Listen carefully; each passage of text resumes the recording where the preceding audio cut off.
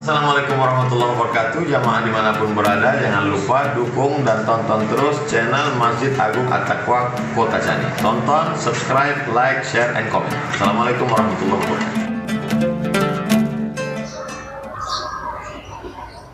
Alhamdulillah. Alhamdulillahi Rabbil Alamin ala jami'i ni'amihi hatta taufiqihi lihamdih wa hadana ila subulis salam wa afhamana bi syari'atil nabiyil karim. Ashhadu an la ilaha illallah wahdahu la syarika lah wa ashhadu anna Muhammadan abduhu wa rasuluh. Allahumma salli ala sayyidina wa maulana Muhammad wa ala alihi wa sahbihi ajma'in. Faya ayyuhal hadirun, usikum binafsi bitaqwallah wa ta'atih la'allakum tuflihun. Faqala ta'ala, a'udhu billahi minasyaitanir rajim, bismillahirrahmanirrahim, wal 'asr, innal insana lafi khusr إلا الذين آمنوا وعملوا الصالحات وتواصوا بالحق وتواصوا بالصبر. صدق الله العظيم.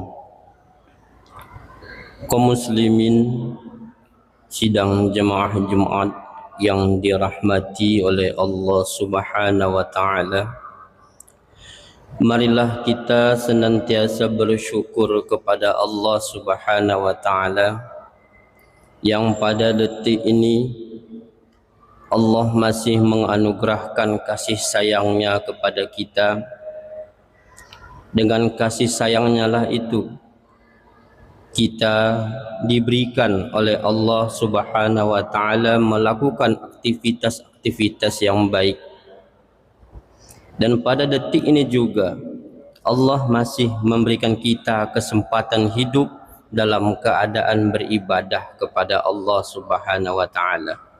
Ini patut kita syukuri karena standarisasi kita ini hamba Allah yang baik adalah bagaimana kita menyikapi nikmat-nikmat yang dalam diri kita, tapi hati kita meyakini seyakin-yakinnya bahwa nikmat itu pemberian Allah, bukan milik kita.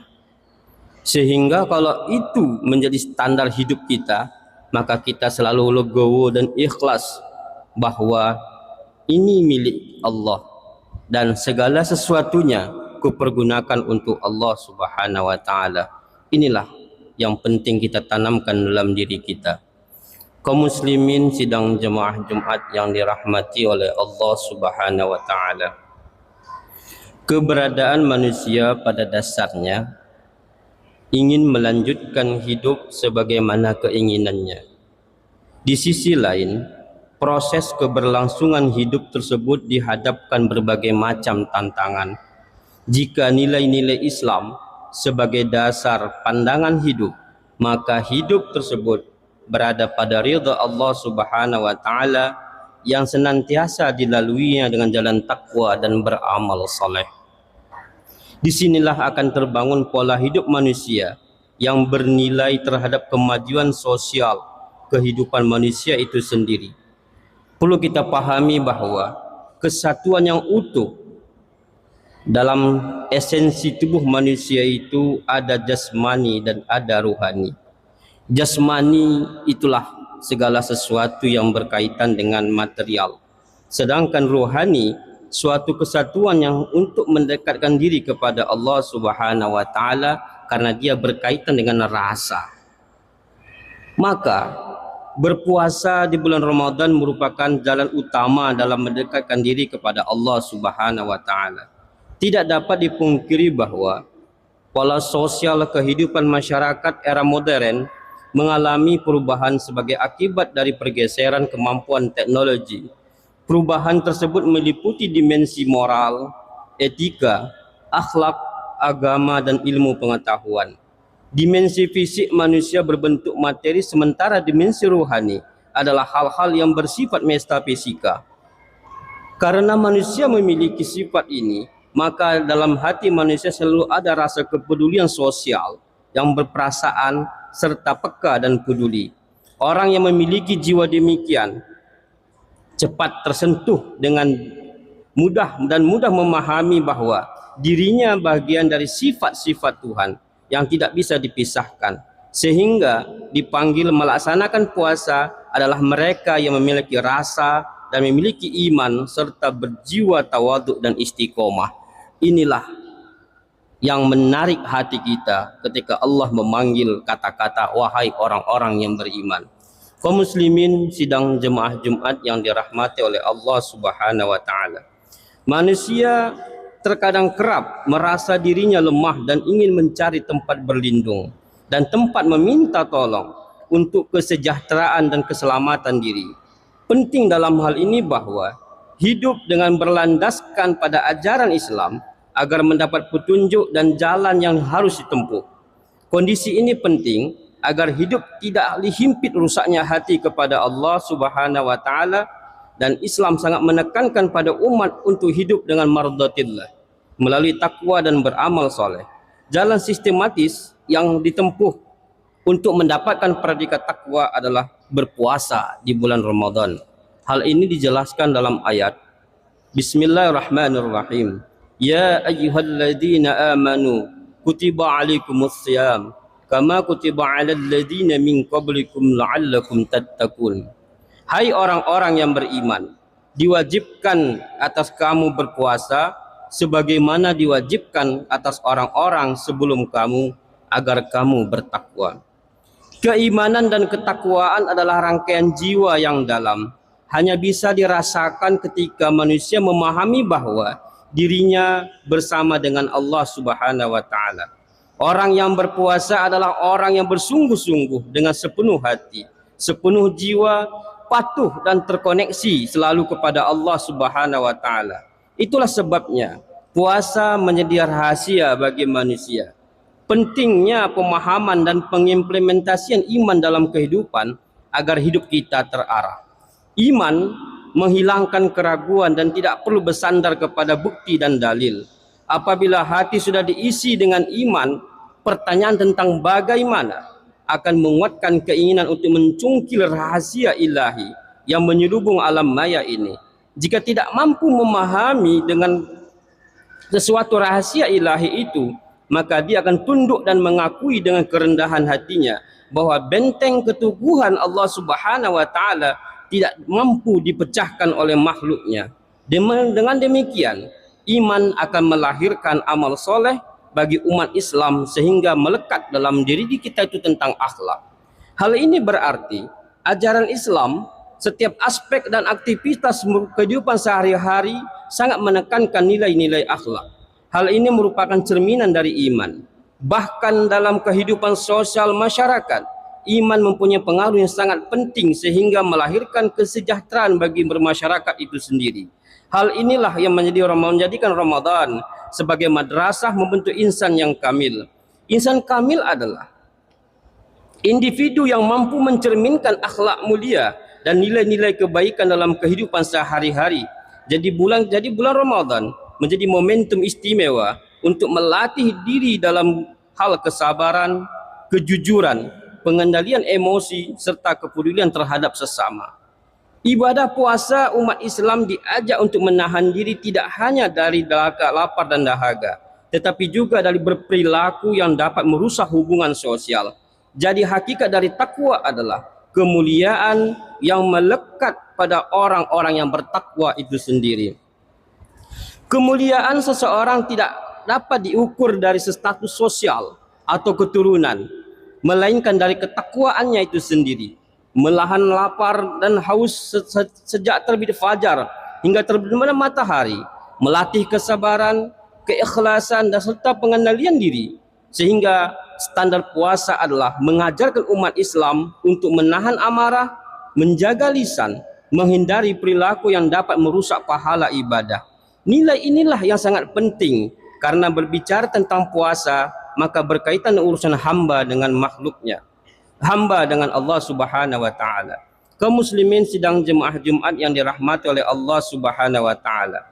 Dengan menjalankan puasa di bulan Ramadan secara benar, seorang muslim diharapkan mampu membentuk akhlak yang lebih baik, nilai kejujuran, empati dan kepedulian sosial tumbuh seiring dengan kesadaran akan penderitaan orang-orang yang kurang beruntung. Inilah salah satu hikmah besar dari bulan Ramadan yang seringkali terlupakan. Umat Islam seharusnya mampu menjadi teladan dalam membangun masyarakat yang damai, saling menghargai dan berkontribusi positif dalam kehidupan berbangsa. Semangat berbagi, keikhlasan dalam beramal, serta peningkatan ketakwaan akan membawa mereka menuju predikat mulia yaitu muttaqin. Ramadan sebagai madrasah untuk membentuk pribadi yang lebih baik, penuh kasih sayang dan mampu hidup rukun dalam bingkai keragaman. Kerahasiaan puasa dalam konteks sufistik hanya bisa dibaca lewat kejernihan hati, sehingga orang-orang yang beriman dan berhati bersih pasti merasakan kebahagiaan ketika ia menjalankan ibadah puasa. Sebab di hatinya selalu terjadi komunikasi secara terus-menerus antara dirinya dengan Allah Subhanahu wa taala. Dengan demikian akan melahirkan sikap kerinduan. Ketika orang mendapatkan kerinduan dalam puasa, maka ia selalu meneteskan air mata, bahkan tidak lagi memperdulikan bahwa dirinya membutuhkan makan dan minum dan merasa kenyang sepanjang waktu. Kondisi demikian hanya tertuju pada orang-orang yang tertentu dalam tingkatan puasa. Inilah yang digambarkan oleh Imam Al-Ghazali dalam kitab Ihya Ulumuddin, bahwa kategori orang berpuasa terbagi menjadi 3 tingkatan. Yang pertama, tingkatan orang awam. Mereka hanya menahan lapar dan dahaga saja. Yang kedua, tingkatan khawas. Mereka menahan lapar dan dahaga, juga menahan mata, tangan, dan secara zahiriah dari sesuatu yang bertentangan dengan syariat. Dan yang ketiga, tingkatan khawasul khawas. Mereka ini bukan saja zahirnya berpuasa, ruhnya juga berpuasa. Lebih rinci lagi bahwa puasa khawasul khawas adalah puasanya para aulia, wali Allah dan orang-orang alim.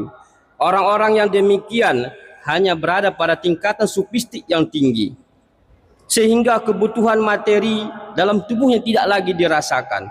Meskipun dari sisi lain bahwa puasa merupakan proses penyucian batin, sehingga tidak menjadikan orang-orang yang serakah, sombong, dan mampu mengendalikan nafsu.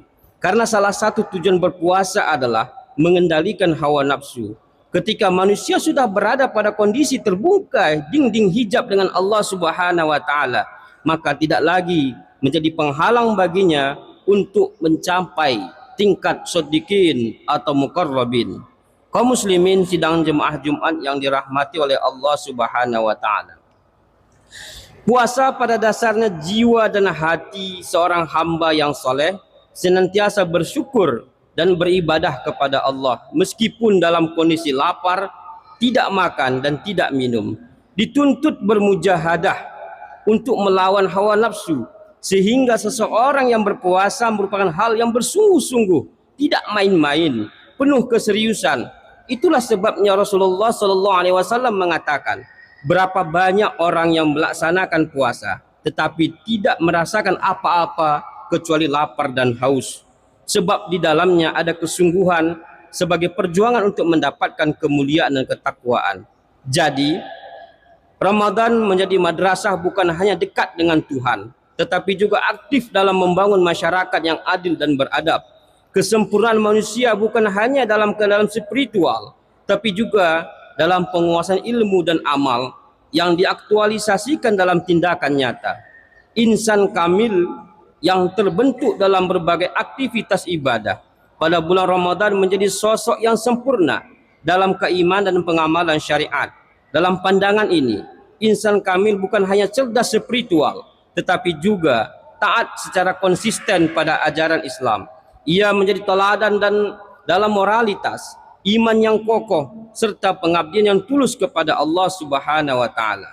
Fadilah-fadilah bulan Ramadan yang mencakup pada rahmat kasih sayang Allah Subhanahu wa taala, pengampunan Allah Subhanahu wa taala, dan terlindung dari api neraka merupakan milik mereka yang mendapat pangkat orang-orang yang bertakwa yang ditempa selama bulan Ramadan. Barakallahu li wa lakum fil Qur'anil azim wa nafa'ani wa iyyakum bima fihi minal ayati wa dzikril hakim. Aqulu qouli hadza astaghfirullahal azim li wa lakum.